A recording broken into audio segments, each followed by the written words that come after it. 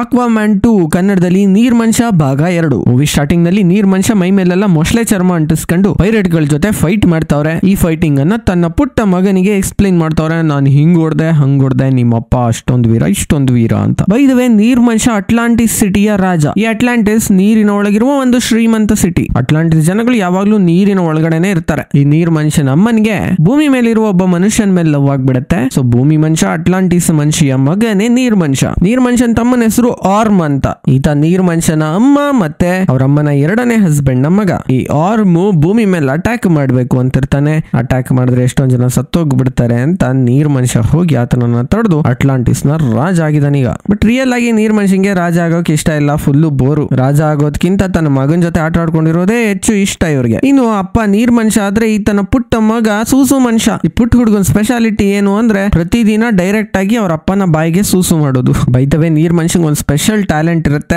ನೀರಿನಲ್ಲಿರುವ ಕ್ರಿಯೇಚರ್ಗಳು ಜಲಚರ ಜೀವಿಗಳ ಜೊತೆ ಮಾತಾಡೋದು. ಈ ಟ್ಯಾಲೆಂಟ್ ಪುಟ್ಟ ಮಗಂಗೂ ಬಂದಿದೆ. ನೆಕ್ಸ್ಟ್ ನಮ್ಗೆ ವಿಲ್ಲನ್ ಇಂಟ್ರೊಡಕ್ಷನ್ ಆಗತ್ತೆ. ಇವರ ಹೆಸರು ಬ್ಲಾಕ್ ಮ್ಯಾಂಟಾ ಅಂತ. ಆಕ್ವಾಮ್ಯಾನ್ 1 ಅಲ್ಲೂ ಇವರೇ ವಿಲ್ಲನ್. ಎನಿವೇ ಇವ್ರ ಹತ್ರ ಒಂದು ಪವರ್ ಸೂಟ್ ಇರುತ್ತೆ. ಈ ಬ್ಲಾಕ್ ಮ್ಯಾಂಟಾ ಕೂಡ ಮನುಷ್ಯನೇ. ಆ ಪವರ್ ಸೂಟ್ ಹಾಕೊಂಡು ಐರನ್ ಮ್ಯಾನ್ ತರ ಏನೇನೋ ವೆಪನ್ಸ್ ಗಳನ್ನ ಸಿಗಿಸ್ಕೊಂಡಿರ್ತಾರೆ ಪವರ್ ಸೂಟ್ ಗೆ. ಬಟ್ ಆ ಪವರ್ ಸೂಟ್ ನ ಆಕ್ವಾಮ್ಯಾನ್ 1 ನಲ್ಲಿ ಆಕ್ವಾಮ್ಯಾನ್ ಡಿಸ್ಟ್ರಾಯ್ ಮಾಡ್ಬಿಟ್ಟವ್ರೆ. ಸೊ ಈಗ ಈ ಪವರ್ ಸೂಟ್ ಅನ್ನ ಮತ್ತೆ ಪವರ್ ಮಾಡ್ಲಿಕ್ಕೋಸ್ಕರ ಇವರು ಅಟ್ಲಾಂಟಿಯನ್ ಟೆಕ್ನಾಲಜಿಯನ್ನ ಹುಡುಕ್ತಿದ್ದಾರೆ. ಬೈ ದ ವೇ, ಈ ಅಟ್ಲಾಂಟಿಯನ್ಸ್ ಎಲ್ಲ ಸಮುದ್ರದ ಕೆಳಗಡೆ ಇದ್ದಾರೆ. ಮನುಷ್ಯರಿಗೆ ಯಾವತ್ತೂ ಕಾಣಿಸ್ಕೊಳ್ಳೋದಿಲ್ಲ. ಆದ್ರೆ ಕರಿಮಂಟಾಗೆ ಗೊತ್ತು ಅಟ್ಲಾಂಟಿಸ್ ಎಲ್ಲೋ ಇದೆ. ಅದನ್ನು ಹುಡುಕ್ಬಿಟ್ಟು ಅವರ ಟೆಕ್ನಾಲಜಿಯನ್ನ ಕದ್ಕೊಂಡ್ರೆ ನನ್ನ ಪವರ್ ಸೂಟ್ ನ ಮುಖಾಂತರ ಮತ್ತೆ ನಾನು ನೀರ್ ಮನುಷ್ಯನ ಸಾಯಿಸಬಹುದು ಅಂತ ಸ್ಕೆಚ್ ಹಾಕೋರೆ. ಇದಕ್ಕೋಸ್ಕರ ಡಾಕ್ಟರ್ ಶಾನ್ ಅನ್ನುವ ಸೈಂಟಿಸ್ಟ್ ನ ಇವರು ಜೊತೆಲಿ ಇಟ್ಕೊಂಡಿದ್ದಾರೆ. ಡಾಕ್ಟರ್ ಶಾನ್ ಈಗ ಅಟ್ಲಾಂಟಿಸ್ ಅನ್ನ ಹುಡುಕ್ತಾವ್ರೆ ಸೈಂಟಿಫಿಕ್ ಸಲಕರಣೆಗಳ ಮೂಲಕ. ಆಗ ಇವ್ರಿಗೆ ಅಂಟಾರ್ಟಿಕಾದಲ್ಲೋ ಆರ್ಕ್ಟಿಕಾದಲ್ಲೋ ಐಸ್ ಪದರದ ಕೆಳಗಡೆ ಒಂದಷ್ಟು ಸಿಗ್ನಲ್ ಗಳು ಸಿಗ್ತವೆ. ಅದೇನು ಅಂತ ನೋಡ್ಲಿಕ್ಕೆ ಹೋದ್ರೆ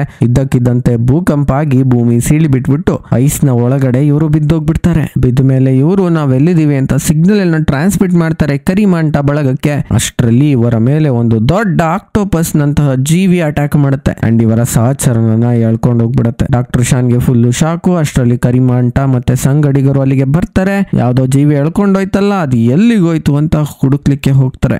ಅಲ್ಲಿ ಇವರಿಗೆ ಮುಳುಗೋಗಿರುವ ಮತ್ತೊಂದು ದೊಡ್ಡ ಸಿಟಿ ಸಿಗತ್ತೆ. ಇಲ್ಲೇನಾದ್ರೂ ನಮ್ಗೆ ಟೆಕ್ನಾಲಜಿ ಸಿಕ್ಬೋದಾ ಅಂತ ಇವರೆಲ್ಲ ಹುಡುಕಾಡ್ಸಿದ್ದಾರೆ. ಅಷ್ಟರಲ್ಲಿ ಆ ಭಯಾನಕ ಜೀವಿ ಬಂದು ಇವ್ರನ್ನೆಲ್ಲರ ಮೇಲೂ ಅಟ್ಯಾಕ್ ಮಾಡ್ಬಿಡುತ್ತೆ. ಫೈನಲಿ ಕರಿಮಾಂಟ ಮೇಲೂ ಅಟ್ಯಾಕ್ ಮಾಡುತ್ತೆ. ಕರಿಮಾಂಟ ದೂರ ಹೋಗಿ ಒಂದ್ ಕಡೆ ಬೀಳ್ತಾರೆ. ಆಗ ಇವರಿಗೆ ಒಂದು ಅಶರೀರವಾಣಿ ಕೇಳಿಸುತ್ತೆ. ಕಡೆಗೂ ನೀನ್ ಇಲ್ಲಿಗೆ ಬಂದ್ಯಾ, ಬಾ ಬಾ, ನನ್ನನ್ನ ಬಂಧನದಿಂದ ಬಿಡಿಸು, ನಿನ್ಗೆ ಏನ್ ಬೇಕು ಅದನ್ನ ನಾನು ಕೊಡ್ತೀನಿ, ಆ ನೀರ್ ಮನುಷ್ಯನ ಸಾಯಿಸುವ ಶಕ್ತಿಯನ್ನ ಕೂಡ ಕೊಡ್ತೀನಿ ಅಂತ. ಎಲ್ಲಿ ಬರ್ತದೆ ಈ ಸೌಂಡ್ ಅಂತ ಸೌಂಡ್ ನ ಹಿಂಬಾಲಿಸ್ಕೊಂಡು ಹೋಗ್ತಾರೆ. ಅಲ್ಲಿ ಒಂದು ಹಸಿರು ಬಣ್ಣದ ತ್ರಿಶೂಲ ಮುರಿದು ಬಿದ್ದಿರೋದು ಕಾಣುತ್ತೆ ಕರಿಮಾಂಟಾಗೆ. ಅದನ್ನ ಒಂದಕ್ಕೊಂದು ಜೋಡಿಸಿದ ತಕ್ಷಣ ಇವರಿಗೆ ಒಂದಷ್ಟು ವಿಷನ್ ಗಳು ಕಾಣ್ತವೆ. ಆ ವಿಷನ್ ಅಲ್ಲಿ ಒಬ್ಬ ಕಲ್ಲು ಮನುಷ್ಯ ಬಂದು ಮಾತಾಡ್ತಾನೆ. ನನ್ನನ್ನ ಬಂಧನದಿಂದ ಬಿಡಿಸು, ನಿನ್ಗೆ ಅಪಾರವಾದ ಶಕ್ತಿಯನ್ನು ನಾನು ಕೊಡ್ತೀನಿ ಅಂತ ಹೇಳ್ತಾನೆ. ಸರಿ, ಈಗ ಕರಿಮಾಂಟಾನ ಕೈಗೆ ಹಸಿರು ತ್ರಿಶೂಲ ಸೇರಿದೆ. ಕರಿಮಾಂಟಾನ ಕಣ್ಣುಗಳು ಹಸಿರಾಗ್ಬಿಟ್ಟಿವೆ. ಸೀನ್ ಅಲ್ಲಿಗೆ ಎಂಡ್ ಆಗುತ್ತೆ. ಇದಾಗಿ 5 ತಿಂಗಳುಗಳು ಕಳೀತವೆ. ಪ್ರಪಂಚದಾದ್ಯಂತ ಗ್ಲೋಬಲ್ ವಾರ್ಮಿಂಗ್ ಜಾಸ್ತಿ ಆಗ್ಬಿಟ್ಟಿದೆ. ಪ್ರಪಂಚದ ಉಷ್ಣತೆ ಜಾಸ್ತಿ ಆಗ್ಬಿಟ್ಟಿದೆ. ಬೇಸಿಕಲಿ ಭೂಮಿಗೆ ಜ್ವರ ಬಂದೈತೆ. ಈ ಗ್ಲೋಬಲ್ ವಾರ್ಮಿಂಗ್ ನಿಂದ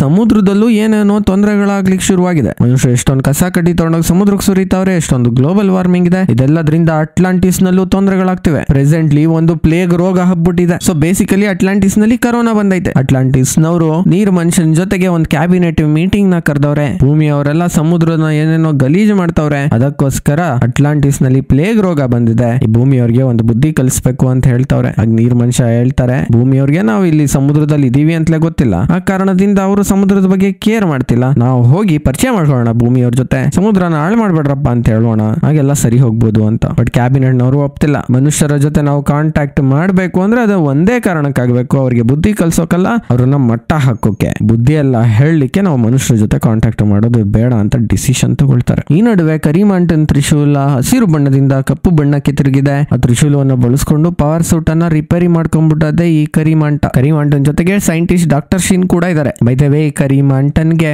ಒಂದು ಅಟ್ಲಾಂಟಿಸ್ ನ ಹಳೆಯ ಸಬ್ಮರೀನ್ ಕೂಡ ಸಿಕ್ಬಿಟ್ಟಿದೆ. ಈ ಸೈಂಟಿಸ್ಟ್ ಒಂದು ಆಡಿಯೋ ರೆಕಾರ್ಡ್ ಮಾಡ್ತಾವ್ರೆ. ಆ ಆಡಿಯೋದಲ್ಲಿ ಇಲ್ಲಿ ಏನಾಗ್ತಿದೆ ನಮ್ಗೆ ಹೇಳ್ತಾರೆ. ಈ ಸಬ್ಮರೀನ್ ನಡೆಯೋದು ಆರಿಕ್ಯಾಲ್ಕಮ್ ಅನ್ನುವ ಒಂದು ಫ್ಯೂಯಲ್ ನಿಂದ. ಬೇಸಿಕಲಿ ಅದೊಂದು ಸ್ಪೆಷಲ್ ಪೆಟ್ರೋಲ್ ಅನ್ಕೊಳ್ಳೋಣ. ಈ ಸ್ಪೆಷಲ್ ಪೆಟ್ರೋಲ್ ಬಗ್ಗೆ ಆ ಕರಿಮಾಂಟನ್ಗೆ ಹೆಂಗ್ ಗೊತ್ತು ಅಂತ ಸೈಂಟಿಸ್ಟ್ಗೂ ಗೊತ್ತಿಲ್ಲ. ಬಟ್ ಆ ಕರಿ ತ್ರಿಶೂಲ ಸಿಕ್ಕಿದ ತಕ್ಷಣ ಕರಿಮಾಂಟನ್ಗೆ ಏನೇನೋ ಸೀಕ್ರೆಟ್ ಗಳು ಗೊತ್ತಾಗ್ಬಿಟ್ಟಿದೆ. ಈಗ ಸ್ಪೆಷಲ್ ಪೆಟ್ರೋಲ್ ಎಲ್ಲಂದ್ರಲ್ಲೇ ಸಿಗೋದಿಲ್ಲ. ಇದನ್ನ ಅಟ್ಲಾಂಟಿಸ್ ನವರು ಅವರು ಸೇಫ್ ಆಗಿ ಒಂದಷ್ಟು ಕಡೆ ಸ್ಟೋರ್ ಮಾಡಿಟ್ಟಿದ್ದಾರೆ ಅಂಡ್ ಅದಕ್ಕೆ ಬಿಗಿ ಭದ್ರತೆಯನ್ನ ಕೊಟ್ಟಿದ್ದಾರೆ. ಅಲ್ಲಿಂದಾನೆ ಕದ್ಕೊಂಡು ಬರಬೇಕು ಈ ಕರಿಮಾಂಟ ಈ ಸ್ಪೆಷಲ್ ಪೆಟ್ರೋಲ್ ಅನ್ನ ಯೂಸ್ ಮಾಡಬೇಕು ಅಂದ್ರೆ. ಸೊ ಇವಾಗ ಆ ತರದ ಒಂದು ಸ್ಪೆಷಲ್ ಪೆಟ್ರೋಲ್ ಗೋಡನ್ಗೆ ನುಗ್ಗವ್ರೆ ಕದಿಯೋಕೆ ಅಂತ. ಅಲ್ಲಿ ಸ್ಪೆಷಲ್ ಪೆಟ್ರೋಲ್ ನ ಕದಿಬೇಕಾದ್ರೆ ಅಟ್ಲಾಂಟಿಯನ್ಸ್ ಕೈಲಿ ಸಿಕ್ಕಾಕೊಂಡ್ಬಿಡ್ತಾರೆ. ಆಗ ಕರಿಮಾಂಟ ಕಡೆಯವ್ರಿಗೂ ಅಟ್ಲಾಂಟಿಸ್ ಕಡೆಯವ್ರಿಗೂ ದೊಡ್ಡ ಫೈಟ್ ನಡೆಯುತ್ತೆ. ಬಟ್ ಕರಿಮಾಂಟನ ಹತ್ರ ಈಗ ಒಂದು ಸಾನಿಕ್ ಗನ್ ಇದೆ, ಅಂದ್ರೆ ಒಂದು ಬಗೆಯ ಪರ್ಟಿಕ್ಯುಲರ್ ವೇವ್ಸ್ ನ ಎಮಿಟ್ ಮಾಡುವ ಗನ್ನು. ಅಟ್ಲಾಂಟಿಸ್ ಗಳಿಗೆ ಈ ಫ್ರೀಕ್ವೆನ್ಸಿಯನ್ನ ತಡ್ಕೊಳಕ್ ಆಗೋದಿಲ್ಲ. ಸೊ ಸೋಲುವ ಸಂಭವ ಬಂದ್ಬಿಡುತ್ತೆ ಅಟ್ಲಾಂಟಿಸ್ ಗಳು. ಅಷ್ಟರಲ್ಲಿ ನೀರ್ ಮನುಷ್ಯನ ಹೆಂಡತಿ ನೀರ್ ಮನುಷ್ಯ ಅಲ್ಲಿಗೆ ಬರ್ತಾರೆ ಅಂಡ್ ನೀರ್ ಮನುಷ್ಯನ ಅಮ್ಮ ಕೂಡ ಅಲ್ಲಿಗೆ ಬರ್ತಾರೆ. ಮತ್ತೆ ಫೈಟ್ ಶುರು ಹಚ್ಕೊಳ್ತಾರೆ. ಕರಿಮಾಂಟನ್ ಶಿಪ್ ನ ಹೊಡೆದು ಕೆಳಗೆ ಉರುಳಿಸ್ಬಿಡ್ತಾರೆ ಇವರೆಲ್ಲ. ಈಗ ನೀರ್ ಮನುಷ್ಯ ಹೋಗಿ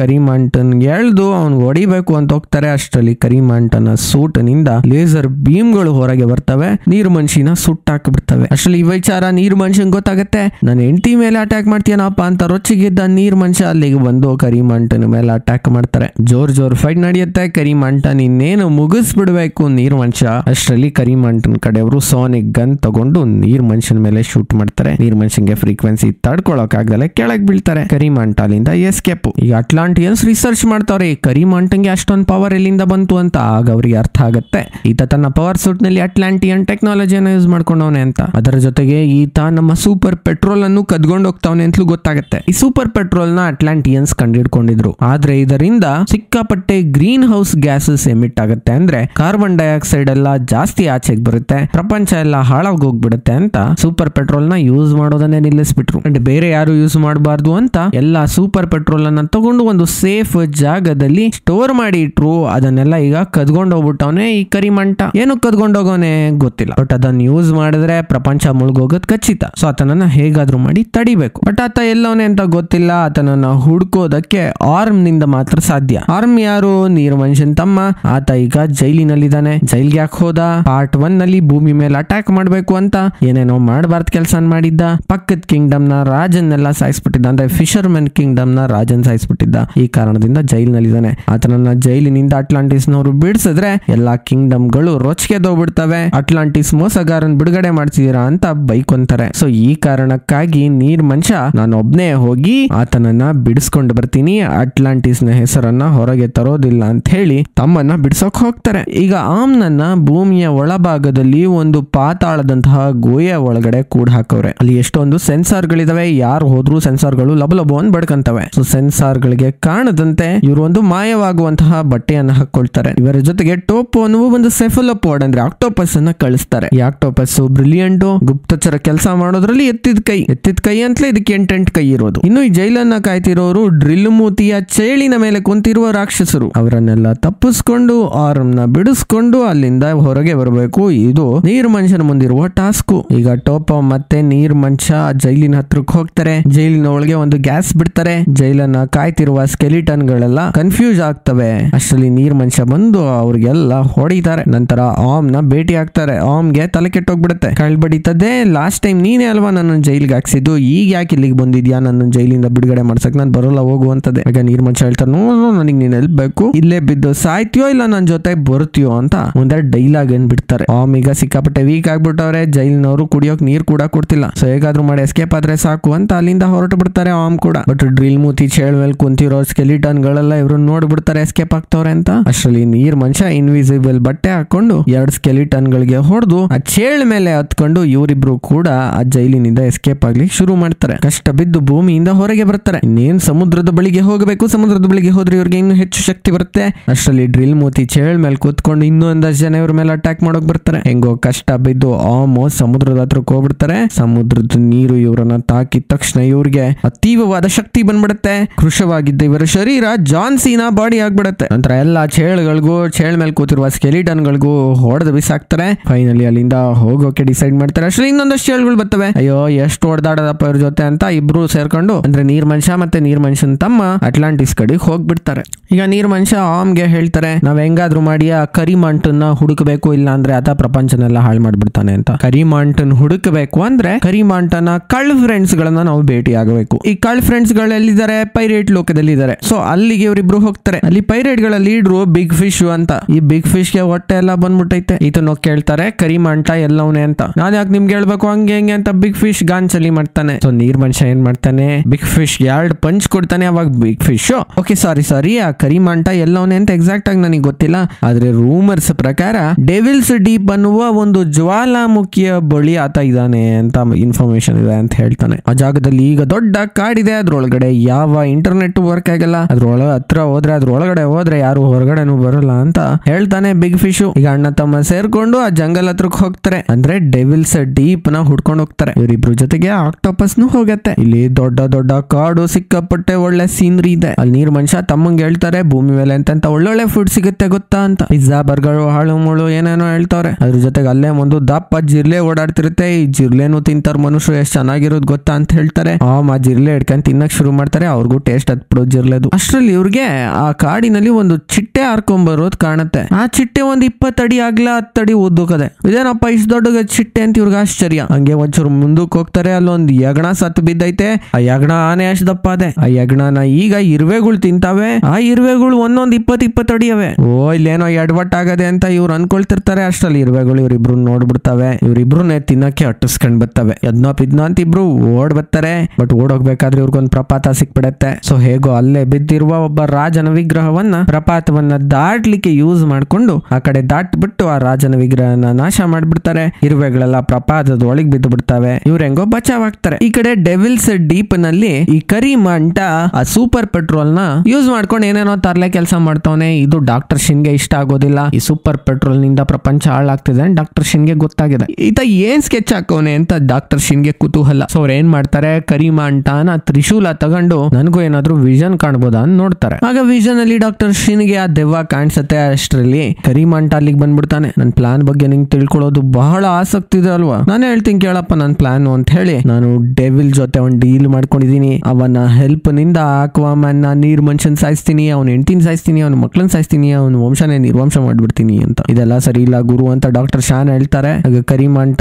ಮಗನೇ ಚುಚ್ಚಾಕ್ಬಿಡ್ತೀನಿ ಹಿಂಗೆಲ್ಲ ಮಾತಾಡಿದ್ರೆ ಅಂತ ಹೆದರ್ಸಿ ಅಲ್ಲಿಂದ ಓಡಿಸ್ತಾರೆ ಡಾಕ್ಟರ್ ಶಾನ್. ಈ ನಡುವೆ ಅಣ್ಣ ತಮ್ಮ ಇಬ್ರು ಡೆವಿಲ್ಸ್ ಡೀಪ್ ಹತ್ರ ಹೋಗ್ತಿರ್ಬೇಕಾದ್ರೆ ಇವರಿಬ್ರು ನಡುವೆ ಒಂದ್ ಸಣ್ಣ ಮಾತುಕತೆ ನಡೆಯುತ್ತೆ. ಆಮ್ಗೆ ಗೊತ್ತಾಗುತ್ತೆ ನಮ್ಮ ಅಣ್ಣನಿಗೆ ಸಿಂಹಾಸನದ ಮೇಲೆ ಯಾವುದೇ ಆಸೆ ಇಲ್ಲ, ನಾನು ತಪ್ಪು ತಿಳ್ಕೊಂಡಿದ್ದೆ, ಆತನಿಗೆ ಸಿಂಹಾಸನದ ಮೇಲೆ ದುರಾಸೆ ಇದೆ ಅಂತ ಅರ್ಥ ಆಗತ್ತೆ. ಅಷ್ಟರಲ್ಲಿ ಇವರಿಗೆ ಡೆವಿಲ್ಸ್ ಡೀಪ್ ಕಾಣುತ್ತೆ. ಅಲ್ಲಿರುವ ಸೆಕ್ಯೂರಿಟಿ ಗಾರ್ಡ್ ಗಳಿಗೆ ಹೊಡೆದು ಬಿಟ್ಟು ಒಳಗಡೆ ಏನಾಗ್ತಿದೆ ಅಂತ ನೋಡ್ಲಿಕ್ಕೆ ಹೋಗ್ತಾರೆ. ಅಲ್ಲಿ ಕರಿಮಾಂಟ ಸೂಪರ್ ಪೆಟ್ರೋಲ್ ನ ತಗೊಂಡು ಡೆಲಿಬರೇಟ್ ಆಗಿ ಸುಟ್ಟು ಹಾಕ್ತಿರೋದು ಇವ್ರಿಗೆ ಕಾಣುತ್ತೆ. ಈ ಮೂಲಕ ಬೇಕಂತ ಪ್ರಪಂಚದಲ್ಲಿ ಗ್ಲೋಬಲ್ ವಾರ್ಮಿಂಗ್ ಅನ್ನ ಹೆಚ್ಚು ಮಾಡಿಸಿದಾನೆ, ಪ್ರಪಂಚದ ಜ್ವರವನ್ನ ಹೆಚ್ಚು ಮಾಡ್ತವನೆ. ಇದನ್ನ ಹೆಂಗೆ ಸ್ಟಾಪ್ ಮಾಡೋದು ಅಂತ ಅಣ್ಣ ತಮ್ಮ ಇಬ್ರು ಡಿಸ್ಕಸ್ ಮಾಡ್ತಿದ್ದಾರೆ. ಯಾಕಂದ್ರೆ ಭೂಮಿದು ಟೆಂಪರೇಚರ್ ಜಾಸ್ತಿ ಆದ್ರೆ ಕಡೆಗೆ ಭೂಮಿ ಹಾಳಾಗ್ಬಿಡುತ್ತೆ ಅಂತ. ಅಷ್ಟರಲ್ಲಿ ಡಾಕ್ಟರ್ ಶಿನ್ ಗನ್ ತಗೊಂಡ್ ಬರ್ತಾರೆ. ಇಲ್ಲೇನ್ ಮಾಡ್ತೀರಾ, ಸರೆಂಡರ್ ಆದ್ರೆ ಸರಿ, ಇಲ್ಲ ಅಂದ್ರೆ ಶೂಟ್ ಮಾಡ್ತೀನಿ ಹಂಗೆ ಹೆಂಗೆ ಅಂತ ಆವಾಜ್ ಹಾಕ್ತಾರೆ. ನಂತರ ಡೋರ್ ಕ್ಲೋಸ್ ಮಾಡ್ಬಿಟ್ಟು ಸಾರಿ ನಾನು ಸುಮ್ನೆ ಡೈಲಾಗ್ ಹೊಡೆದೆ, ಹಂಗೆ ಡೈರೆಕ್ಟ್ ಆಗಿ ಬಂದ್ರೆ ನೀವು ನನ್ನ ಪೀಸ್ ಮಾಡ್ಬಿಡ್ತೀರಾ ಅಂತ ಭಯ ಇತ್ತು, ಅದಕ್ಕೋಸ್ಕರ ಹಿಂಗ್ ನಾಟಕ ಮಾಡಿದೆ, ಪ್ಲೀಸ್ ನಾನು ಇಲ್ಲಿಂದ ಕರ್ಕೊಂಡು ಹೋಗ್ಬಿಡಿ, ಈ ಕರಿಮಂಟ ನನ್ನ ಮೆಂಟ್ಲು ಮಾಡ್ತಾವನೆ ಅಂತ ಹೇಳ್ತಾರೆ. ಏನಪ್ಪ ಕರಿಮಂಟನ್ ಪ್ಲಾನ್ ಅಂತ ಇವ್ರಿಬ್ರು ಕೇಳಿದಾಗ ಸೈಂಟಿಸ್ಟ್ ಹೇಳ್ತಾರೆ, ಅವನ ಹತ್ರ ಒಂದು ಕರಿ ತ್ರಿಶೂಲ ಐತೆ, ಅದು ಆತನನ್ನ ಯಾವುದೋ ಒಂದು ದೆವ್ವ ಜೊತೆ ಕನೆಕ್ಟ್ ಮಾಡುತ್ತೆ, ಈ ಮುಖಾಂತರ ಅವನಿಗೆ ಸಿಕ್ಕಾಪಟ್ಟೆ ಪವರ್ ಬಂದ್ಬಿಟ್ಟಿದೆ ಅಂತ ಹೇಳ್ತಾರೆ. ಅಷ್ಟರಲ್ಲಿ ಕರಿಮಂಟನ್ ಕಡೆ ಅವರು ರೂಮಿನ ಬಾಗಿಲನ್ನ ತೆಗೆದು ಇವ್ರ ಮೇಲೆ ಅಟ್ಯಾಕ್ ಮಾಡ್ತಾರೆ. ಈ ಅಟ್ಯಾಕ್ ನಲ್ಲಿ ತಲೆ ಸುತ್ತು ಬಿದ್ದು ಬಿಡ್ತದೆ ಆ ಸೈಂಟಿಸ್ಟ್. ಬಟ್ ಅಣ್ಣ ತಮ್ಮಂದಿರು ಅಷ್ಟು ಸುಲಭವಾಗಿ ಸೋಲೊಪ್ಕೊಳ್ತಾರ. ಕೆಳಗ್ ಬಿದ್ರು ಸಹ ಎಲ್ಲ ರೌಡಿಗಳ ಜೊತೆ ಹೊಡೆದಾಡ್ತಾರೆ, ಎಲ್ಲರನ್ನು ಮಟ್ಟ ಹಾಕ್ತಾರೆ. ಕಡೆಗೆ ಕರಿಮಂಟಾನೆ ಸೂಟ್ ಹಾಕೊಂಡು ಬರ್ತಾನೆ ಇವ್ರಿಬ್ರು ಜೊತೆ ಫೈಟ್ ಆಡಕ್ಕೆ. ನೀರ್ ಮನುಷ್ಯ ಹೇಳ್ತಾನೆ ಆಮ್ಗೆ, ಕರಿಮಂಟನ್ ಶಕ್ತಿ ಜಾಸ್ತಿ ಆಗ್ಬಿಡಿದೆ, ಸುಮ್ನಿರಪ್ಪ ನೀನು ಹೊಡೆದಾಡ್ಬಿಡ, ನಾನು ಅವನ ಜೊತೆ ಹೊಡೆದಾಡ್ತೀನಿ ಅಂತ. ಬಟ್ ಆಮ್ ಕೇಳೋದಿಲ್ಲ. ಆತ ಆರ್ಡಿನರಿ ಮನುಷ್ಯ, ಆತ ನನ್ನೇನ್ ಮಾಡ್ತಾನೆ ಅಂತ ಡೈಲಾಗ್ ಹೊಡ್ಕೊಂಡು ದುರಾಂಕರ ಬಿದ್ಕೊಂಡು ಮಗನೇ ನೀನ್ ಸೂಟ್ ಕಿತ್ತು ಬಿಸಾಕ್ಬಿಡ್ತೀನಿ, ಸೂಪರ್ ಪೆಟ್ರೋಲ್ ನ ಸುಟ್ಟ ಹಾಕದ್ನ ನಿಲ್ಸು ಹಂಗೆ ಅಂತ ಆವಾಜ್ ಹಾಕೊಂಡು ಹೋಗ್ತಾರೆ ಕರಿಮಂಟನ್ ಹತ್ರ. ಬಟ್ ಕರಿಮಂಟ ಆಮ್ದು ಮಕ್ಕೆ ಒಂದ್ ಪಂಚ್ ಕೊಟ್ಟಿದ ತಕ್ಷಣ ಆಮು ಹರಾಡ್ಕೊಂಡು ಹೋಗಿ ಅಣ್ಣನ್ ಪಕ್ಕ ಬೀಳ್ತಾರೆ. ಈಗ ಆಮ್ಗೆ ಬುದ್ಧಿ ಬರುತ್ತೆ. ಈಗ ಅಣ್ಣ ತಮ್ಮ ಇಬ್ರು ಸೇರ್ಕೊಂಡು ಕರಿಮಂಟನ್ ಜೊತೆ ಹೊಡೆದಾಡ್ತಾರೆ. ಅಷ್ಟರಲ್ಲಿ ಇವರಿಬ್ಬರ ಜಾಗಕ್ಕೆ ಅಟ್ಲಾಂಟಿಸ್ ನಿಂದ ಆರ್ಮಿ ಸಪೋರ್ಟ್ ಬರುತ್ತೆ. ಹೇಗ್ ಬರುತ್ತೆ, ಆಬ್ವಿಯಸ್ಲಿ ಆಕ್ಟೋಪಸ್ ಅಟ್ಲಾಂಟಿಸ್ ನವರಿಗೆ ಈ ಮೆಸೇಜ್ ಅನ್ನ ತಲುಪಿಸಿರುತ್ತೆ. ಈಗ ಆರ್ಮಿನವ್ರು ಬಂದು ಆ ಡೆವಿಲ್ಸ್ ಡೀಪ್ ಮೇಲೆ ಅಟ್ಯಾಕ್ ಮಾಡ್ತಾರೆ. ಜೊತೆಗೆ ಆಕ್ವಾಮ್ಯಾನ್ ಮತ್ತೆ ಅವ್ರ ತಮ್ಮನು ಕರಿಮಂಟನ್ ಮೇಲೆ ಅಟ್ಯಾಕ್ ಮಾಡ್ತಾರೆ. ಕರಿಮಂಟನ್ ಕತೆ ಇನ್ನೇನು ಮುಗೀತು ಅನ್ನುವಾಗ ಫ್ರೀಕ್ವೆನ್ಸಿ ಗನ್ ತಗೊಂಡು ಆಕ್ವಾಮ್ಯಾನ್ ಮೇಲೆ ಕರಿಮಂಟನ್ ಕಡೆಯವರು ಶೂಟ್ ಮಾಡ್ತಾರೆ. ಆಕ್ವಾಮ್ಯಾನ್ ದೂರ ಹೋಗಿ ಬೀಳ್ತಾರೆ. ಕರಿಮಂಟನ್ ಕರಿಮಂಟ ಮತ್ತೆ ಎಸ್ಕೇಪ್ ಆಗ್ಬಿಡ್ತಾನೆ. ಈ ನಡುವೆ ಆತ ಎಸ್ಕೇಪ್ ಆಗೋಕೆ ಮುಂಚೆ ಆತನ ಕರಿ ತ್ರಿಶೂಲನ ನಮ್ಮ ಆರ್ಮ್ ಒಂದ್ಸಲ ಮುಟ್ತಾರೆ. ಆಗ ಅವರಿಗೆ ಒಂದು ಹಳೆಯ ಕಿಂಗ್ಡಮ್, ಆ ಕಿಂಗ್ಡಮ್ ನ ಆಳ್ವಿಕೆ ಮಾಡ್ತಿದ್ದ ಒಂದು ದೆವ್ವ ಇದೆಲ್ಲ ಕಾಣುತ್ತೆ. ಕರಿಮಂಟ ಎಸ್ಕೇಪ್ ಆದ್ಮೇಲೆ ಈ ಲಾಸ್ಟ್ ಕಿಂಗ್ಡಮ್ ಬಗ್ಗೆ ಇವರೆಲ್ಲ ಡಿಸ್ಕಸ್ ಮಾಡ್ಲಿಕ್ಕೆ ಶುರು ಮಾಡ್ತಾರೆ. ಅಟ್ಲಾಂಟಿಸ್ ನ ಮೊದಲ ರಾಜನ ಹೆಸರು ಅಟ್ಲಾಸ್ ಅಂತ. ಅವಾಗ 7 ಕಿಂಗ್ಡಮ್ ಗಳಿದ್ವು. ಬ್ಲಾಕ್ ಸಿಟಿ ಅಂತ ಒಂದು ತರ್ಲೆ ಕಿಂಗ್ಡಮ್ ಕೂಡ ಇವರ ಜೊತೆಗಿತ್ತು. ಅದರ ಹೆಸರು ನೆಕ್ರೆಸ್ ಅಂತ. ಈ ಸೂಪರ್ ಪೆಟ್ರೋಲ್ ನ ಯೂಸ್ ಮಾಡ್ಕೊಂಡು ಅದು ಸಿಕ್ಕಾಪಟ್ಟೆ ಪವರ್ಫುಲ್ ಆಗೋಯ್ತು. ಆದ್ರೆ ಸೂಪರ್ ಪೆಟ್ರೋಲ್ ನ ಯೂಸ್ ಮಾಡಿದಕ್ಕೆ ಒಂದು ಸೈಡ್ ಎಫೆಕ್ಟ್ ಕೂಡ ಇತ್ತು. ಈ ಬ್ಲಾಕ್ ಪೆಟ್ರೋಲ್ ನ ರೇಡಿಯೇಷನ್ ಅಲ್ಲಿನ ಜನಗಳ ಮೈಂಡ್ ಅನ್ನೆಲ್ಲ ಆಲ್ಟರ್ ಮಾಡ್ಬಿಟ್ಟಿತ್ತು. ಎಲ್ರು ಹೋಲ್ಸ್ ಎಲ್ಲ ಕೆಟ್ಟವರಾಗೋದ್ರು. ಇನ್ನು ಇದನ್ನ ಆಳ್ವಿಕೆ ಮಾಡ್ತಿದ್ದ ರಾಜನ ಹೆಸರು ಅಟ್ಲಾಸ್ ನ ತಮ್ಮ ಕೋರ್ಡಾಕ್ಸ್ ಅಂತ. ಅಟ್ಲಾಸ್ ಪರಿಪರಿಯಾಗಿ ಬೇಡ್ಕೊಂಡ್ರು, ಬೇಡ ಗುರು, ಈ ಸೂಪರ್ ಪೆಟ್ರೋಲ್ ನ ಯೂಸ್ ಮಾಡ್ಬೇಡ, ಅದಾಳ್ ಮಾಡ್ಬಿಡತ್ ನಿನ್ನ ಅಂತ. ಬಟ್ ಕೋರ್ಡಾಕ್ಸ್, ನೀನು ನನ್ನ ಕಿಂಗ್ಡಮ್ ನ ಕಿತ್ಕೊಳಕ್ ಈ ತರ ಎಲ್ಲ ಪ್ಲಾನ್ ಮಾಡ್ತಿದ್ಯಾ ಅಂತ ಅಣ್ಣನ ವಿರುದ್ಧನೇ ಎದುರು ಬಿದ್ದು ಬಿಟ್ರು. ಒಂದಷ್ಟು ಡಾರ್ಕ್ ಮ್ಯಾಜಿಕ್ ಗಳನ್ನ ಯೂಸ್ ಮಾಡ್ಕೊಂಡು ಆ ಕರಿ ತ್ರಿಶೂಲನ ಪ್ರಿಪೇರ್ ಮಾಡ್ಕೊಂಡ್ರು. ಅಣ್ಣನ ಜೊತೆ ಫೈಟ್ ಗೆಳಿದ್ರು. ಕರಿ ತ್ರಿಶೂಲ ಯೂಸ್ ಮಾಡ್ಕೊಂಡು ತನ್ನ ಪ್ರಜೆಗಳನ್ನೆಲ್ಲ ಸ್ಕೆಲಿಟನ್ ದೆವ್ವಗಳನ್ನಾಗಿ ಪರಿವರ್ತನೆ ಮಾಡ್ಬಿಟ್ಟ ಈ ರಾಜ. ತಾನ್ ಕೂಡ ದೆವ್ವ ಆಗ್ಬಿಟ್ಟ. ಅಣ್ಣನ ಜೊತೆ ಫೈಟಿಂಗ್ ಗೆ ಇಳಿದ. ಬಟ್ ಅಟ್ಲಾನ್ ಅವರ ತಮ್ಮನ್ನ ಸೋಲಿಸ್ಬಿಟ್ರು. ಆತನ ಕಪ್ಪು ತ್ರಿಶೂಲವನ್ನು ಮುರಿದು ಹಾಕಿದ್ರು. ಅಂಡ್ ತಮ್ಮನ ಎಂಟೈರ್ ಆರ್ಮಿ ತಮ್ಮನ ಸಹಿತ ಒಂದು ಜಾಗದಲ್ಲಿ ಕೂಡ್ ಹಾಕ್ಬಿಟ್ಟು ಸೀಲ್ ಮಾಡ್ಬಿಟ್ರು. ತಮ್ಮ ಬ್ಲಡ್ ನ ಸಹಾಯದಿಂದ ಬೇಸಿಕಲಿ ಒಂದು ಮಂತ್ರ ಹಾಕ್ಬಿಟ್ರು. ಅಟ್ಲಸ್ ನ ಬ್ಲಡ್ ಲೈನ್ ನವರು ಬ್ಲಡ್ ಕೊಟ್ರೆ ಮಾತ್ರ ಈ ಸೀಲ್ ಓಪನ್ ಆಗೋದು. ಈಗ ದೆವ್ವ ಕರಿಮಂಟಂಗ್ ಇದನ್ನೇ ಹೇಳ್ತಿದ್ದು, ನಾನು ಕೂಡ ಹಾಕಿರೋದನ್ನ ನೀನು ಬಿಡಿಸು, ನಾನು ನಿನ್ಗೆ ಪವರ್ ಕೊಡ್ತೀನಿ ಅಂತ. ಈಗ ಬೇಸಿಕಲಿ ನೀರ್ಮಂಶನ್ ತಮ್ಮ ಮತ್ತೆ ನೀರ್ಮಂಶನ ಮಗ, ಇವರು 3 ಜನದಲ್ಲಿ ಒಬ್ಬರ ಬ್ಲಡ್ ಅನ್ನ ಯೂಸ್ ಮಾಡಿದ್ರೆ ಆ ದೆವ್ವ ವಾಪಸ್ ಜೀವಂತವಾಗಿ ಭೂಮಿ ಮೇಲೆ ಬರ್ತಾನೆ. ಈಗ ನೀರ್ಮಂಶ ಮತ್ತೆ ಆತನ ತಮ್ಮನನ್ನ ಅವರು ಹೆಂಗಿದ್ರು ಹಿಡ್ಕೊಳಕ್ ಆಗೋದಿಲ್ಲ. ಸೊ ಏನ್ ಮಾಡೋರು ಅವ್ರ ಪ್ಲಾನು, ನೀರ್ಮಂಶನ ಮಗನ್ ಹಿಡ್ಕೊಳಕ್ ಹೋಗೋರೆ. ಕರಿಮಂಟನ್ ಕಡೆ ಅವರು ನೀರ್ಮಂಶನ ಅಪ್ಪನ ಮನೆಗೆ ಹೋಗಿ ನೀರ್ಮಂಶನ ಅಪ್ಪನ ಸಾಯಿಸ್ಬಿಟ್ಟು ಮಗನ್ನ ಕಿಡ್ನಾಪ್ ಮಾಡ್ಕೊಂಡ್ ಬಂದ್ಬಿಡ್ತಾರೆ. ನೀರ್ಮಂಶ ಅಂಡ್ ಫ್ಯಾಮಿಲಿಗೆ ರಿಯಲೈಸ್ ಆಗತ್ತೆ ಅವ್ರು ಕಿಡ್ನಾಪ್ ಮಾಡಕ್ ಹೋಗೋರೆ ಅಂತ. ಎದ್ನೋ ಅಂತ ಅಲ್ಲಿಗೆ ಹೋಗ್ತಾರೆ. ಇವ್ರು ಹೋಗೋ ಅಷ್ಟರಲ್ಲಿ ಮಗ ಕಿಡ್ನಾಪ್ ಆಗ್ಬಿಟ್ಟೈತೆ. ಬಟ್ ಸೈಂಟಿಸ್ಟ್ ಶಾನ್ಗೆ ಇದೆಲ್ಲ ಸರಿ ಕಾಣೋದಿಲ್ಲ. ಸೊ ಅವ್ರು ಏನ್ ಮಾಡ್ತಾರೆ, ಒಂದು ಬೀಕ್ ಅನ್ನ ಆಕ್ಟಿವೇಟ್ ಮಾಡ್ಬಿಡ್ತಾರೆ. ಈ ಮಗು ಸಹಿತ ಈ ಕರಿಮಂಟ ಎಲ್ಲವನೇ ಅಂತ ಲೊಕೇಶನ್ ಗೊತ್ತಾಗುವ ಹಾಗೆ ಆಕ್ವಾಮನ್ ಗೆ ಮಾಡ್ಬಿಡ್ತಾರೆ. ಈಗ ಅಟ್ಲಾಂಟಿಯನ್ಸ್ ತಮ್ಮೆಲ್ಲ ಕಿಂಗ್ಡಮ್ ಗಳನ್ನ ಜೊತೆಗೆ ಸೇರಿಸಿ ಹೇಗೆ ಅಟ್ಯಾಕ್ ಮಾಡೋದು, ಕರಿಮಂಟನ ಹೇಗೆ ನಿಲ್ಸೋದು ಅಂತ ಸ್ಕೆಚ್ ಹಾಕ್ತಾರೆ. ಆರ್ಮಿ ಎಲ್ಲ ರೆಡಿ ಆಗುತ್ತೆ. ಬಟ್ ಆ ಅಲ್ಟ್ರಾಸಾನಿಕ್ ಸೌಂಡ್ ವೇವ್ ನಿಂದ ಇವರ ನರ್ವಸ್ ಸಿಸ್ಟಮ್ ಹಾಳಾಗುತ್ತಲ್ಲ, ಅದನ್ನ ಹೇಗೆ ಎದುರಿಸೋದು ಅಂತ ಇವರೆಲ್ಲ ಡಿಸ್ಕಸ್ ಮಾಡ್ತಾವ್ರೆ. ಆಗ ನೀರ್ಮಂಶ ಒಂದು ಐಡಿಯಾ ಕೊಡ್ತಾರೆ. ಆ ಸೌಂಡ್ ವೇವ್ ಗೆ ವಿರುದ್ಧವಾಗಿ ನಾವು ಒಂದು ಸೌಂಡ್ ವೇವ್ ಅನ್ನ ಬಿಡೋಣ, ಬಟ್ ಇನ್ನು ಹೆಚ್ಚಿನ ಫ್ರೀಕ್ವೆನ್ಸಿ ಒಟ್ಟಿಗೆ ಬಿಡೋಣ ಅಂತ ಹೇಳ್ತಾರೆ. ಸರಿಗ ಎಲ್ಲಾರು ಸೇರ್ಕೊಂಡು ಕರಿಮಂಟನ ಸಬ್ಮರೀನ್ ಮೇಲೆ ಅಟ್ಯಾಕ್ ಮಾಡ್ಲಿಕ್ಕೆ ಶುರು ಮಾಡ್ತಾರೆ. ಅಟ್ಯಾಕ್ ಮಾಡೋಕೆ ಮುಂಚೆ ಆತನ ಅಲ್ಟ್ರಾಸಾನಿಕ್ ಕ್ಯಾನನ್ಸ್ ಗಳನ್ನ ಹಾಳು ಮಾಡ್ಬೇಕು. ಸೊ ನೀರ್ಮಂಶ ಎಲ್ಲ ಮೀನುಗಳನ್ನ ಕರೆಸಿ ಮೀನುಗಳ ಬಾಯಿಂದ ಫ್ರೀಕ್ವೆನ್ಸಿನ ಬಿಡಿಸ್ತಾರೆ. ಈ ಫ್ರೀಕ್ವೆನ್ಸಿಯಿಂದ ಸಬ್ಮರೀನ್ ಎಲ್ಲ ಡೆಸ್ಟ್ರಾಯ್ ಆಗ್ಬಿಡುತ್ತೆ. ಬಟ್ ಕರಿಮಂಟ ಒಂದು ಸಣ್ಣ ಶಿಪ್ ಅನ್ನ ತಗೊಂಡು ದೆವ್ವನ ಕಟ್ಟಾಕೋರಲ್ಲ ಸ್ಪೆಲ್ ನ ಮುಖಾಂತರ ಆ ಜಾಗಕ್ಕೆ ಹೋಗ್ತಾನೆ. ಅಂಡ್ ಮಗುವಿನ ರಕ್ತವನ್ನ ಅಲ್ಲಿ ಕೊಡಬೇಕು ಅಂತ ಆತ ಸ್ಕೆಚ್ ಹಾಕೋನೆ. ನೀರ್ಮಂಶ ಅಂಡ್ ಗ್ಯಾಂಗ್ ಅಲ್ಲಿಗೆ ಹೋಗ್ಲಿಕ್ಕೆ ಟ್ರೈ ಮಾಡ್ತಾರೆ. ಬಟ್ ಕರಿಮಂಟನ ಆರ್ಮಿ ಇವ್ರ ಮೇಲೆ ಅಟ್ಯಾಕ್ ಮಾಡುತ್ತೆ. ಇವ್ರ ಆರ್ಮಿ ಅವ್ರ ಆರ್ಮಿ ಇಬ್ರು ಹೊಡೆದಾಡ್ತಾರೆ. ಅಷ್ಟರಲ್ಲಿ ಕರಿಮಂಟ ಸೈಂಟಿಸ್ಟ್ ಕೇಳ್ತಾನೆ ಆ ಮಗುನ್ ಕರ್ಕೊಂಬ ಅಂತ. ಸೈಂಟಿಸ್ಟ್ ಮಗುನ ತಂದು ಕರಿಮಂಟನ್ ಕೈ ಕೊಡ್ತಾನೆ. ಕರಿಮಂಟ ಮಗುವಿನ ಮೇಲೆ ಹಾಕಿರುವ ಬಟ್ಟೆಯನ್ನ ತೆಗೆದ್ರೆ ಅಲ್ಲಿ ಮಗು ಇಲ್ಲ, ಒಂದು ಬಾಂಬ್ ಇಟ್ಬಿಟ್ಟು ಕೊಟ್ಬಿಡವನೆ ಸೈಂಟಿಸ್ಟ್. ಬಾಂಬ್ ಬ್ಲಾಸ್ಟ್ ಆಗೋ ಅಷ್ಟ್ರಲ್ಲಿ ದೂರ ಎಸ್ಬಿಡ್ತಾನೆ ಕರಿಮಂಟ. ಈಗ ಸೈಂಟಿಸ್ಟ್ ಮಗು ಎತ್ಕೊಂಡು ಅಲ್ಲಿಂದ ಓಡ್ಲಿಕ್ಕೆ ಶುರು ಮಾಡ್ತಾನೆ. ಬಟ್ ಕರಿಮಂಟ ಮಗುನ ಕಿತ್ಕೊಂಡ್ಬಿಡ್ತಾನೆ. ಈಗ ಚಾಕು ತಗೊಂಡು ಮಗುವಿನ ಕೈಗೆ ಚುಚ್ಚಿ ರಕ್ತವನ್ನ ಬಲಿ ಕೊಡಬೇಕು. ಅಷ್ಟರಲ್ಲಿ ಮಗುವಿನ ಅಳು ಅವ್ರ ಅಪ್ಪನ್ಗೆ ಕೇಳಿಸ್ಬಿಡುತ್ತೆ. ತಕ್ಷಣ ಅಲ್ಲಿಗೆ ಅವ್ರ ಅಪ್ಪ ಬರ್ತಾರೆ. ಅವ್ರ ಅಪ್ಪ ಮತ್ತೆ ಕರಿಮಂಟನ್ ಜೊತೆ ಫೈಟ್ ಶುರುವಾಗುತ್ತೆ. ಕರಿಮಂಟನ್ ಹತ್ರ ಕರಿ ತ್ರಿಶೂಲ, ನೀರ್ಮಂಶನ ಹತ್ರ ಹಳದಿ ತ್ರಿಶೂಲ. ಇಬ್ರು ಜೋರಾಗಿ ಫೈಟ್ ಆಡ್ತಾವ್ರೆ. ನೀರ್ಮಂಶನ್ ಹೆಂಡತಿ ಮಗ ಎತ್ಕೊಂಡು ಅಲ್ಲಿಂದ ಓಡೋಗ್ಲಿಕ್ಕೆ ಟ್ರೈ ಮಾಡ್ತಾಳೆ. ಅಷ್ಟರಲ್ಲಿ ಕರಿಮಂಟ ಕರಿ ತ್ರಿಶೂಲ ತಗೊಂಡು ನೀರ್ಮಂಶನ್ ಹೆಂಡತಿ ಕಡೆಗೆ ಬೀಸ್ಬಿಡ್ತಾನೆ. ಅಷ್ಟರಲ್ಲಿ ಒಳ್ಳೆ ಟೈಮ್ಗೆ ಆಮ್ ಅಲ್ಲಿಗೆ ಬಂದು ಕರಿ ತ್ರಿಶೂಲನ catch ಹಿಡ್ಕೊಳ್ತಾರೆ. But curry Trishula am ನ ಇನ್ಫ್ಲೂಯೆನ್ಸ್ ಮಾಡ್ಲಿಕ್ಕೆ ಶುರು ಮಾಡುತ್ತೆ. ಆ ಕರಿ ದೆವ್ವ ಆಮ್ ನ ಮೈಂಡ್ ಅಂಡ್ ಬಾಡಿಯನ್ನ ಕಂಟ್ರೋಲ್ ಗೆ ತಗೊಂಡ್ಬಿಡುತ್ತೆ. ಅಂಡ್ ಆಮ್ ನ ಮುಖಾಂತರ ನೀರ್ಮಂಶನ ಮೇಲೆ ಕರಿ ದೆವ್ವ ಅಟ್ಯಾಕ್ ಮಾಡುತ್ತೆ. ಇವರಿಬ್ರು ಫೈಟ್ ನಲ್ಲಿ ನೀರ್ಮಂಶ ಹೋಗ್ಬಿಟ್ಟು ಬಲಿ ಕೊಡುವ ಜಾಗದಲ್ಲಿ ಬಿದ್ದು ಬಿಡ್ತಾರೆ. ಹಾಗೆ ಇವರ ಕೈನಿಂದ ಒಂದ್ ತೊಟ್ಟು ರಕ್ತ ಆ ಜಾಗದಲ್ಲಿ ಬೀಳತ್ತೆ. ಈ ಮೂಲಕ ದೆವ್ವ ಬಿಡುಗಡೆ ಆಗ್ಬಿಡುತ್ತೆ. ಈಗ ನೀರ್ಮಂಶ ತಮ್ಮನ್ನ ಕನ್ವಿನ್ಸ್ ಮಾಡ್ಲಿಕ್ಕೆ ಟ್ರೈ ಮಾಡ್ತಾರೆ. ನಿನ್ನ ಬಾಡಿಯನ್ನ ದೆವ್ವ ಆಕ್ರಮಿಸ್ಕೊಂಡಿದೆ, ಎಚ್ಚರಗೊಳ್ಳು, ನೀನ್ ಎಚ್ಚರ ಆಗು ಅಂತ. ಅಂಡ್ ಫೈನಲಿ ಆಮ್ಗೆ ಪ್ರಜ್ಞೆ ಬರುತ್ತೆ. ಬಾಡಿಯಿಂದ ದೆವ್ವ ದೂರ ಹೋಗತ್ತೆ. ಕರಿ ತ್ರಿಶೂಲ ನಮ್ಮ ನೀರ್ಮಂಶನ್ ಕೈಗೆ ಸೇರುತ್ತೆ. ಆ ಕರಿ ತ್ರಿಶೂಲ ತಗೊಂಡು ದೆವ್ವದ ಕಡೆಗೆ ನೀರ್ಮಂಶ ಬೀಸ್ತಾರೆ. ಬಟ್ ದೆವ್ವ ಈಗ ಬಿಡುಗಡೆ ಆಗಿರೋದ್ರಿಂದ ಶಕ್ತಿಯುತ ಆಗ್ಬಿಡಿದೆ.